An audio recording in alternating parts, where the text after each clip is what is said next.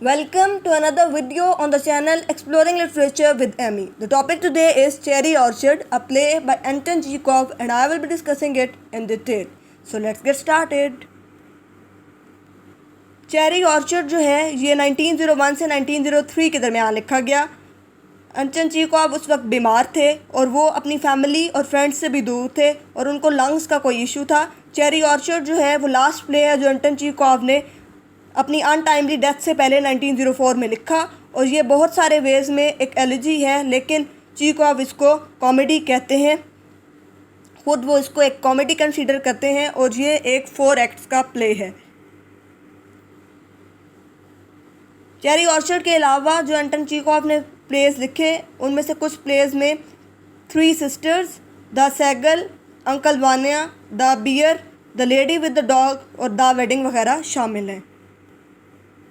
Coming towards the characters of this very play, Mrs Ranevskaya जो हैं वो एक मिडल एज की रशियन वुमेन हैं और वो ऑनर हैं स्टेट की और चेरी ऑर्चर्ड की, जिसके गिर्द सारी स्टोरी जो है वो रिवॉल्व करती है।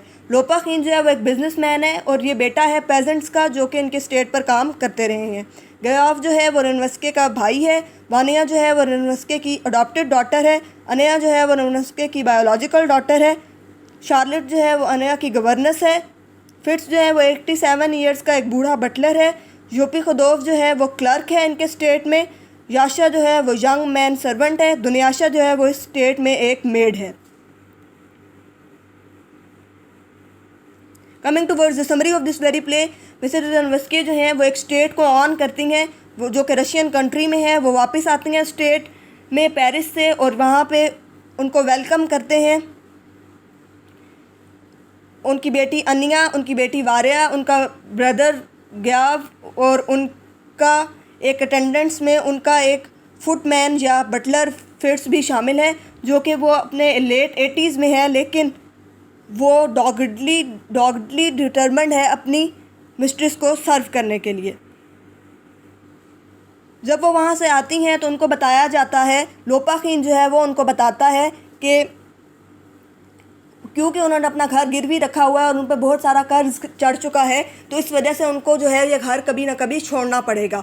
और वो उनको ये मशवरा देता है कि उनको अपने लैंड पर समर कॉटेजेस बना लेने चाहिए और उनको जो है उन कॉटेजेस को रेंट आउट कर देना चाहिए, ताकि जो लोग भी समर हॉलीडेज़ को एंजॉय करने के लिए इन कॉटेजेस में आए उनसे उनको रेंट मिलता रहे और उनका जो ये घर है ये फाइनेंशियली वैल्यूएबल भी हो जाए और ये बिकने से बच भी जाए।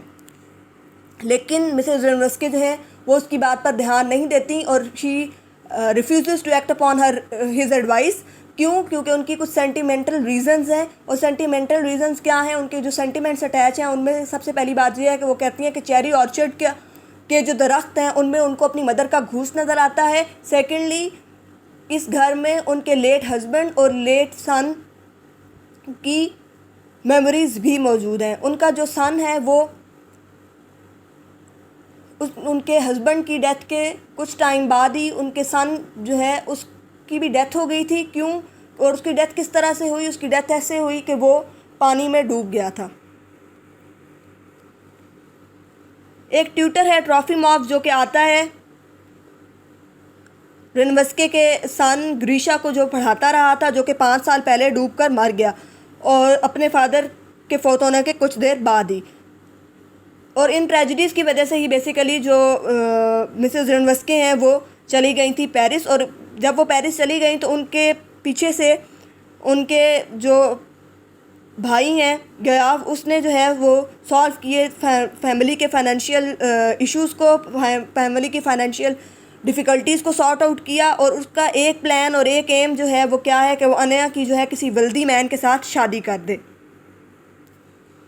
उसके अलावा जब सेकंड एक्ट स्टार्ट होता है तो ये जो सेकंड एक्ट है ये it takes place in the fields, ठीक है, जो कि उनके स्टेट के बाहर है। और लोपाखीन, रेनवेस्के और गयाफ जो है वो यूपी खुदोव और एक लोकल क्लास जो है और दुनियाशा को जो है जो कि मेड है स्टेट की, उसको ज्वाइन करते हैं। और रेनवेस्के जो है उसको एक लेटर मिलता है अपने लवर की तरफ से, जो कि चाहता है कि वो वापस आ जाए पेरिस और उसके पास आकर वक्त गुजारे। जब वो वहाँ जाती है तो क्या होता है कि वो भी उसको जो है वो लूट लेता है और वो फिर वापस आ जाती है रशिया। लोपाखीन जो है वो ही continues to urge the family to take up his advice, ठीक है। और वो ये कहता है कि स्टेट को किस तरह से फाइनेंशियली स्टेबल बना सकते हैं कि वो जो है अपने लैंड पर समर कॉटेजेस वगैरह बना दें, लेकिन वो उसकी एडवाइस को जो है वो कोई इम्पोर्टेंस नहीं देते और they refuse to act upon it. अब इस दौरान क्या होता है कि ट्रॉफिमोव और लोपाखीन जो हैं उनकी आपस में एक बहस हो जाती है और वो क्या करते हैं, वो डिसएग्री करते हैं एक दूसरे से on the best kind of future of Russia.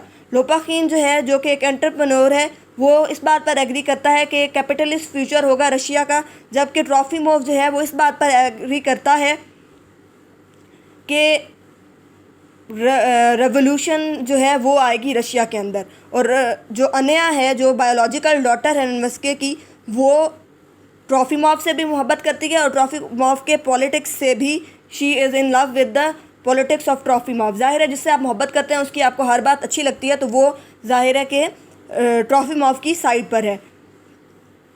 लेकिन जो ट्रॉफिमोव है उसका माइंड सिर्फ रेवोल्यूशन वगैरह पर जो है वो ध्यान दे रहा है, और क्या है कि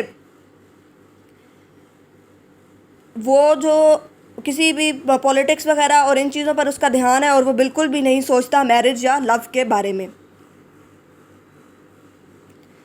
थर्ड एक्ट जो है वो फोकस करता है एक पार्टी पर जो कि स्टेट में हो रही है, और ये पार्टी किसने थ्रो की है, मिसेस रेनवेस्के में। और ट्रॉफिमोव जो है वो रेनवेस्के के साथ आर्ग्यू करता है, जो कि रिजेक्ट कर देती हैं उसका आइडिया। कौन सा idea? That he should give up the cherry orchard. Trofimov भी यही कहता है कि उनको अपना चेरी ऑर्चर्ड जो है वो दे देना चाहिए, लेकिन वो यही कहती हैं कि उनकी फैमिली की हिस्ट्री में इसकी बहुत ज़्यादा इम्पोर्टेंस है। और एक खबर आती है कि चेरी ऑर्चर्ड जो है, जो कि ऑक्शन के लिए रख दिया गया था, वो बिक चुका है। और लोपाखीन जो है वो इस बात का इंकशाफ करता है कि वो परचेज़र है। और देखें कि जो लोपाखीन जिसकी फैमिली जो है, जिसके एंसेस्टर्स जो हैं, इनके पेजेंट्स थे और ये खुद भी एक पेजेंट की औलाद था, वो अब परचेज़र बन गया है। वो इतना बड़ा बिजनेसमैन है कि वो उनके ऑर्चर्ड को ख़रीद लेता है और अब वो उस ऑर्चर्ड का मालिक है। फोर्थ एक्ट में क्या होता है? फोर्थ एक्ट में क्या होता है कि मिसेस रेनवेस्के जो हैं वो जा रही हैं घर से, they are departuring from the house, और वो जो हैं वो उसको throughout the life on करती रही थी, लेकिन अब वो उसको ऑन नहीं करती। और वो अब दोबारा जो है वो पेरिस जाने की तैयारी कर रही हैं, और वो सुन सकती हैं आवाज़ें चेरी ऑर्चर्ड में जो चेरी के ट्रीज़ हैं उनको कटने की। हालांकि अभी वो कटना स्टार्ट भी नहीं हुए, लेकिन उनको वो आवाज़ें जो हैं वो सुनाई दे रही हैं। और जब वो लोग वहाँ से निकलते हैं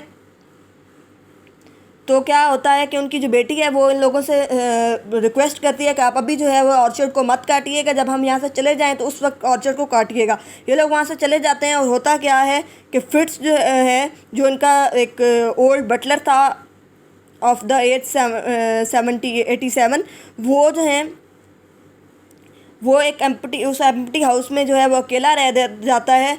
और वो क्या करता है कि वो अब वहाँ बैठकर चेरी ऑर्चर्ड के अंदर मौजूद चेरी ट्रीज़ को कटने की जो है आवाज़ सुन रहा होता है। This was all about the cherry orchard. I hope you understood the summary of this play. Like and share the video, and don't forget to subscribe the channel.